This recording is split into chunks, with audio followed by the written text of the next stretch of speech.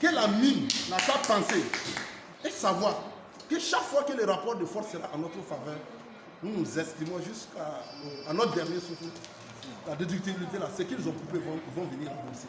Parce que jusqu'à présent, l'ambulance de Koundé qu'ils ont coupé l'argent là, c'est écrit dans des AGO. En marketing là, chaque jour même si on prenait 70 000 francs, multiplié par 365, ça fait combien?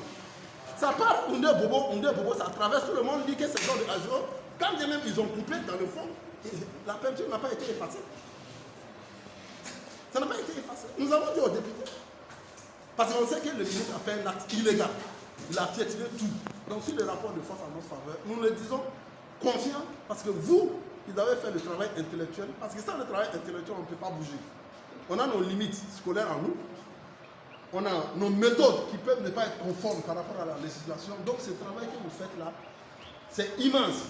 Et ne pensez pas que vous n'êtes pas suivi. Vous êtes véritablement suivi. Parce que, par exemple, quand le maire il sort, on voit que le docteur Thomas est là, Elie est là, vous êtes là, vous avez parlé, nous on a écouté. Quand on va parler là, est-ce qu'il peut dire que ce que nous sommes en train de dire, c'est des conneries? Non. En plus de notre culture, je parle sur la question.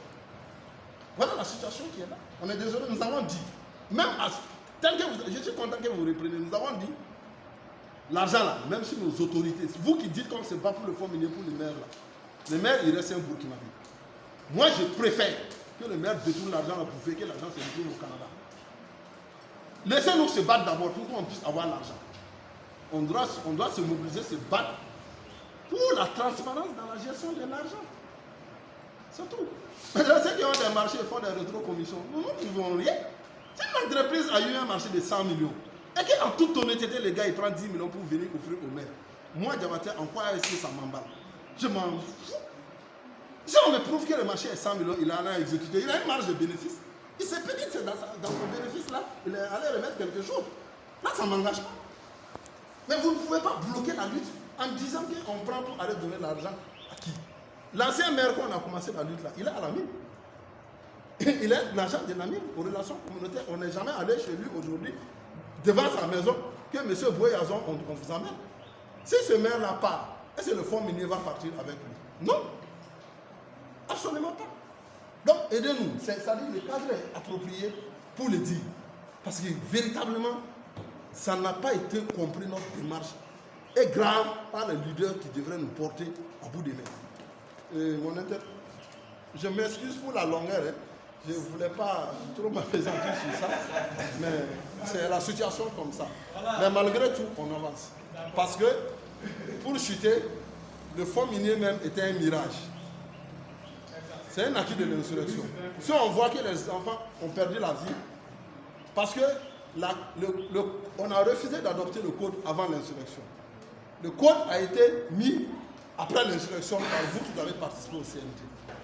Le code allait être remis en cause si Deniere était passé, puisque c'est pour prendre ce que l'autre a pris. Et on s'est battu pour ça. Donc il faut que nous continuions la lutte. Jusqu'à présent, nous estimons que ce n'est pas les autorités, les politiciens qui ont fait du fonds minier une réalité. C'est notre lutte à nous. Depuis Ouagadougou, nous sur le terrain ici. Donc aujourd'hui, on est fiers de sortir dire, voilà, ils ont eu 189 millions. Voilà, ils vont avoir 747 millions. Et voilà qu'on apprend que la mine aurait encore versé 2 milliards que c'est possible qu'ils peuvent avoir 1 milliard. Et ensemble, nous allons suivre effectivement quel peut être le bénéfice de ça sur la population. De toute la même manière, la question minière, ce qu'on paie, on en paie, ça n'équivaut pas à ce qu'on en gagne. Donc faisons le maximum pour ce que la loi a dit de prendre là. On va faire des fonds. Mais sachez que nous, on a toujours besoin de votre analyse, de votre réflexion pour avancer. Parce qu'aujourd'hui, si moi je n'étais pas là, si j'avais fait de l'arrogance pour dire que j'ai un minimum pour ne pas venir, il y a des informations capitales que les deux présentations ont présentées, que dans mes données, je n'en ai pas.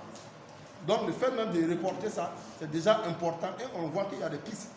Effectivement, votre manière de dire comment il faut qu'on organise le suivi, nous l'allons faire.